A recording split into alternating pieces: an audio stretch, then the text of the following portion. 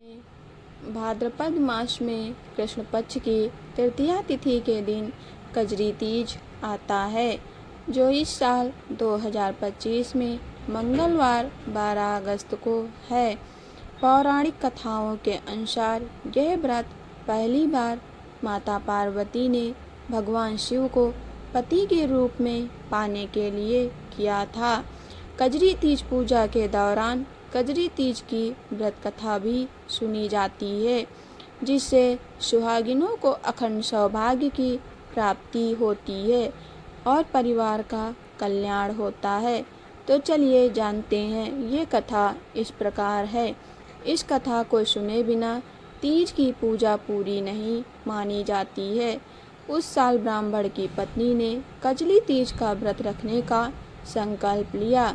जब शोर शराबा सुनकर साहूकार की नींद खुल गई, तो उसने ब्राह्मण को देखा और उसको पकड़ लिया।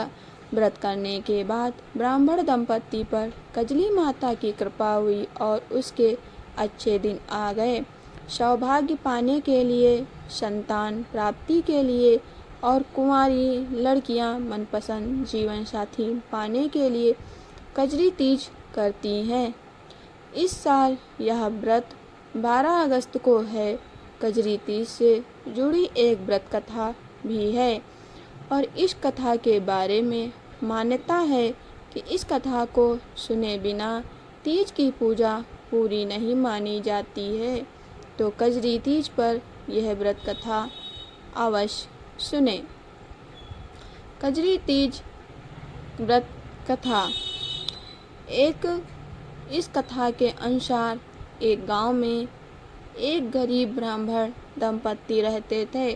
वो दंपत्ति मुश्किल से 2 वक्त का भोजन भी जुटा पाते थे। इसीलिए उस साल ब्राह्मण की पत्नी ने कजली तीज का व्रत रखने का संकल्प लिया और जब उसने व्रत रखा तो अपने पति से कहा, सुनो जी, आज मेरा तीज माता का व्रत है। आप कहीं से चने का सत्तू लेकर आओ। भगवान कथा सुनने से मिलता है मोक्ष, लेकिन जानिए कब इसका फल आपको नहीं मिलता है। इस पर ब्राह्मण ने कहा, मेरे पास पैसे नहीं हैं, तो मैं सत्तू कहाँ से लाऊं? ब्राह्मण का ये जवाब सुनकर उसकी पत्नी नाराज हो गई और कहा, वो सब मैं नहीं जानती, चाहे चोरी करो या चाहे डाका डालो, लेकिन मेरे लिए सत्तू लेकर आओ। अपनी पत्नी की जिद सुनकर ब्राह्मण परेशान हो गया और घर से सत्तू लाने निकल पड़ा। रात का समय था और जब ब्राह्मण सत्तू लाने साहूकार की दुकान पर पहुंचा, तो उसने देखा कि साहूकार के साथ साथ उसके सभी नौकर भी सो गए थे। तो वो चुपके से दुकान में घुस गया, लेकिन उसे वहाँ सत्तू नहीं मिला। सत्तू ना मिलने पर वो सत्तू बनाने के लिए वहाँ से चने की दाल, घी, शक्कर लेकर सबको 1.25 किलो के बराबर तौल कर ले लिया। जब ब्राह्मण ये सब कर रहा था, तो खटपट की आवाज़ सुनकर दुकान के नौकर जाग गए और चोर चोर चिल्लाने लगे।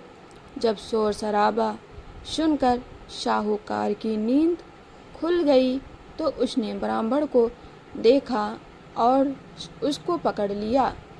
पकड़े जाने पर ब्राह्मण ने बहुत विनम्रता से कहा, मैं चोर नहीं हूँ, मेरी पत्नी ने कजरी तीज का व्रत किया है। मैं केवल 1.25 किलो सत्तू लेने आया था, लेकिन सत्तू ना मिलने पर सत्तू बनाने की 1.25 किलो सामग्री लेकर जा रहा था। आप मेरी तलाशी लेकर देख लीजिए। ब्राह्मण के ऐसा कहने पर साहूकार ने उसकी तलाशी ली। उसके पास सत्तू के सामान के अलावा कुछ नहीं मिला।